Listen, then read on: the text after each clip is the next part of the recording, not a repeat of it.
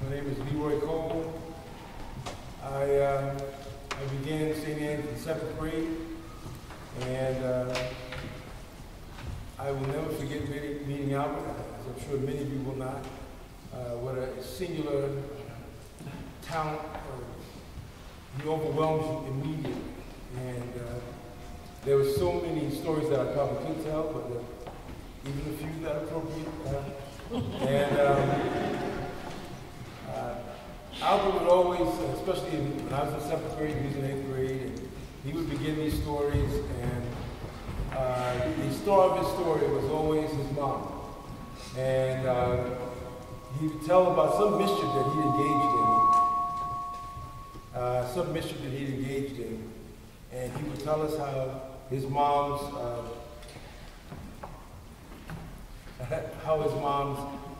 voice and her energy would go first at a soft pace. It's okay.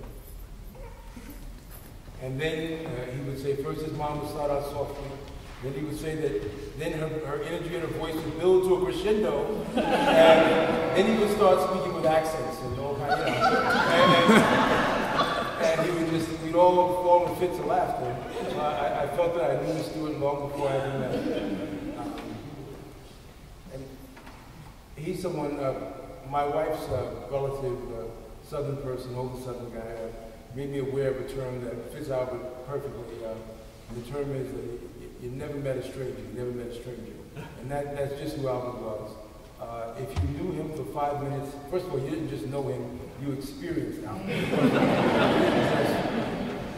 If you were with him for 5 minutes, you heard him sing, you heard about 3 jokes. He might tell a joke on you, he's going to tell you about his family, maybe a barbecue with Bash Drive. He did it all. It was a show, and then the beauty of it was, you knew in about 5 minutes the next show was happening, about 15 yards away, the next person was going to get it, and everybody enjoyed it as well. And he left you in the blood.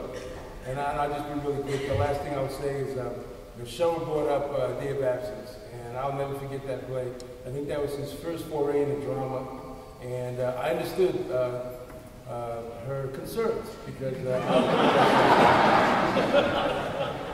and as I recall, I don't know, I wasn't in the play, but I showed up every night. And I think that, I almost thought that the part was manufactured for Al, that they blended a couple of lines together. He had a bit part, but you couldn't give Albert a bit part. That just could not happen. So it started as a bit part, but every show, he would entertain. He would have the audience in the palm of his hand. He turned it into 5 minutes of Night at the Improv. That's the way it felt. In between each line, he would have you capture. He would have the audience so that he'd watch the fight of an imaginary fly. And just as you were watching, now we're all watching with him, and then slap himself, everybody. He could just do that. He had us, and he had us all just in stitches. What a tremendous personality. He'll be missed, but never forgot the strength of his personality. I saw him about 4 weeks ago as it happened, and he was the same guy that I remember way back when I was 12 years old. Thank you.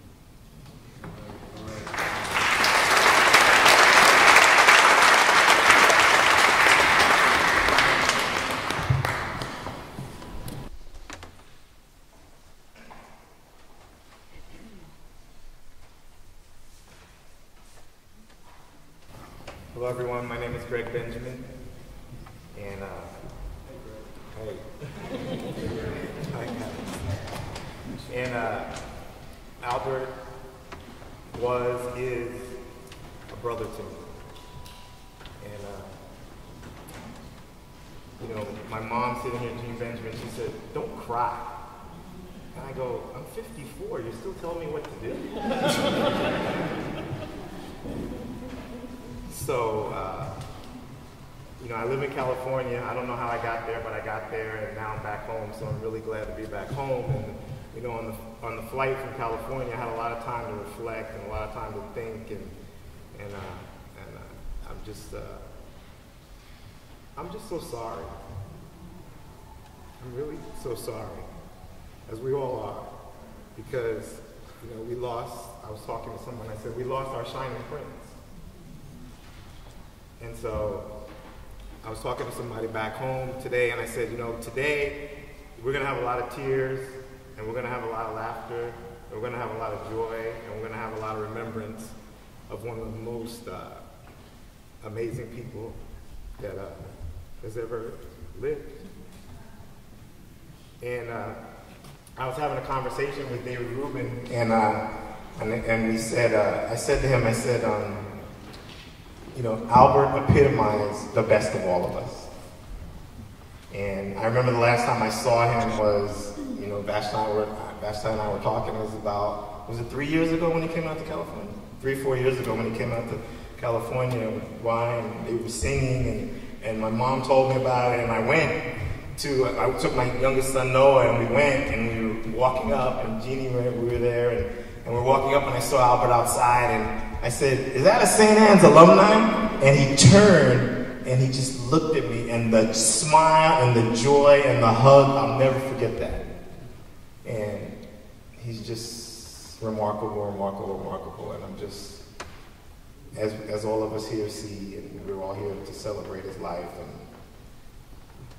God bless you, Albert. God bless you. Thank you.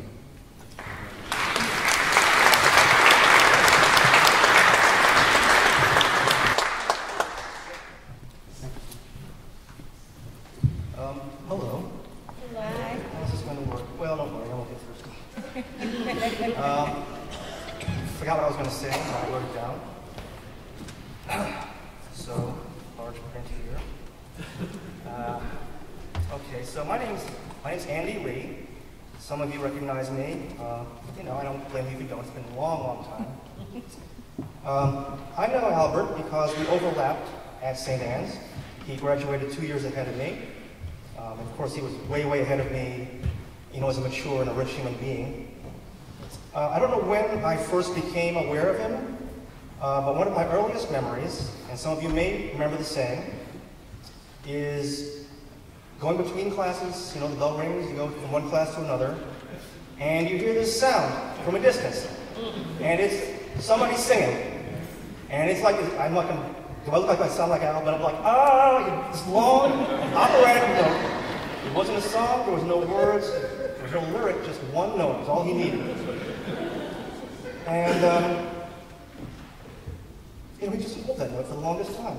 And I think, I've heard he'd hold that note from the 13th floor, which is the top of St. Anne's, all the way to the bottom. That's what I've heard. I don't know if it's possible.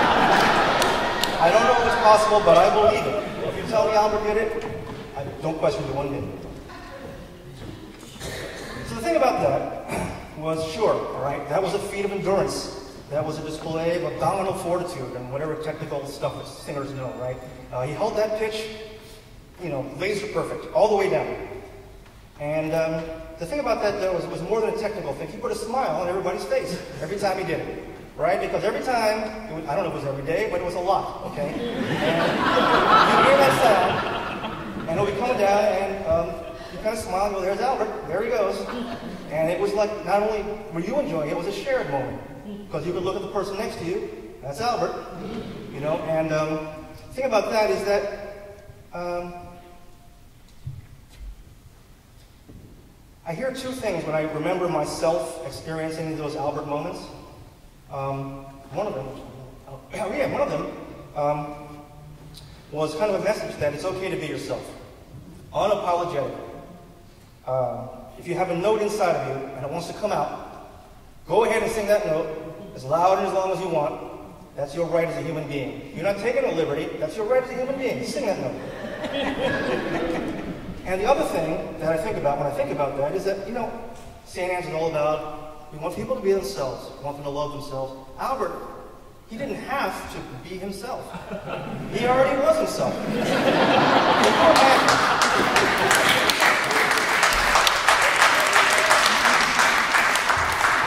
Can you imagine Albert entertaining the idea of being anybody else? For a moment. No. So that's just my earliest memory of Albert Stewart. If I look over my entire time at St. Anne's, most of the time I spent around Albert was in two places. Incredibly fun, just fun, fun, fun.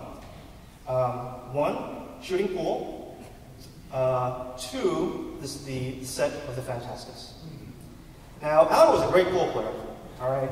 And I thought I was good, and I wasn't.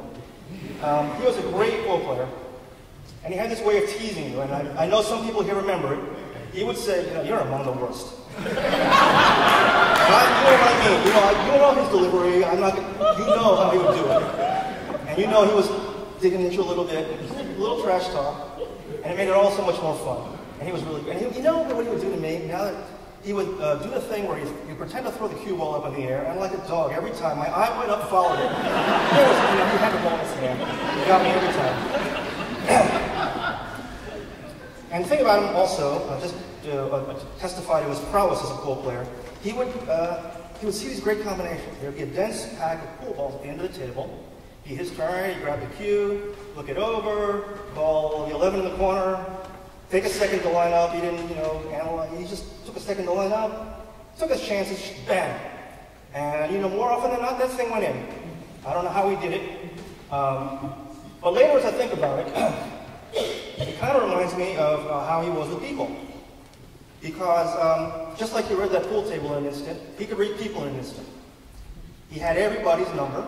He had your number. He had your number. He had my number. Nothing to be ashamed of. And that always just impressed me.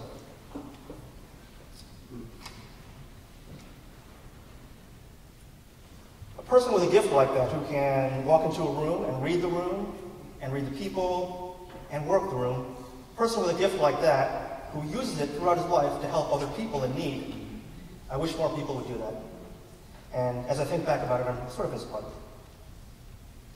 So now I come to our time in the Fantastics. Now, by now, I'm sure many of you here have heard over and over again how great our production of the Fantastics was at St. Anne's. If you haven't heard it, ask any three people here, more of them will tell you.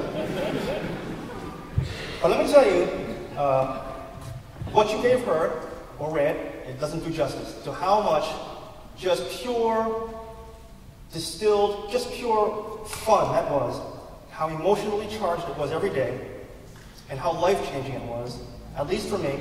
I think I speak for other people too. And a lot of what made that happen was, of course, just everything. It was well-directed, it's a terrific play, but a lot of what made that happen was Albert. And just so you know, I had a very minor part in this play.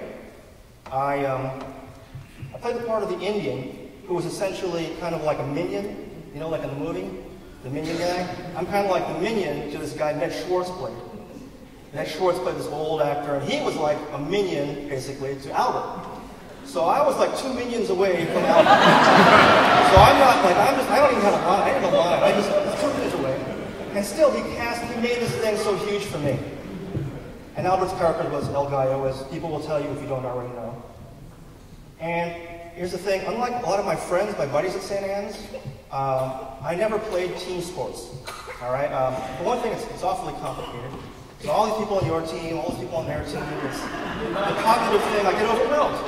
And besides, I wasn't very athletic. So I never played team sports, but on the Fantastics, okay? It's a small cast. It's a play with a small cast.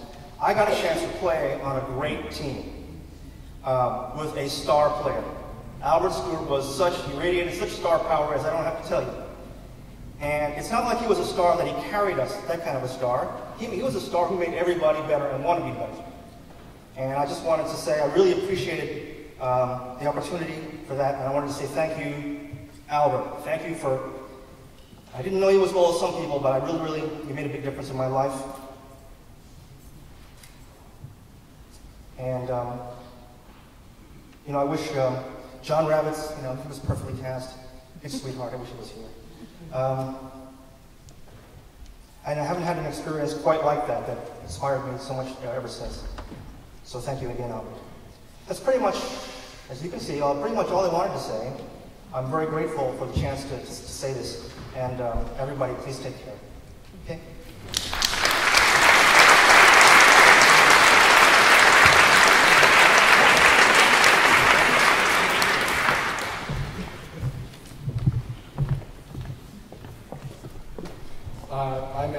Barnes, and Albert was a couple years ahead of me at St. Anne's. I wouldn't claim to know him well. I think I simply took him for granted as simply being part of the fabric of the life that we all shared at St. Anne's. And it was an extraordinary school to be at because you really simply were surrounded by very unique individuals. And if there's something I take away from this, it's that our time is very, very precious. And I don't want to waste it. He was a lovely, lovely man, and later I had a real pleasure to teach his son Eric, who is right here, and to get a little bit of that Albert in Eric, and Vashti, of course, too. So, somehow, as we go through life, that cocoon that we were in of St. Anne's School, where your individuality was totally accepted, it's harder to keep that feeling going. And I think that it's really incumbent on us, in Albert's memory, to do exactly that, and to not forget how special he was by being as special as we can be in our way.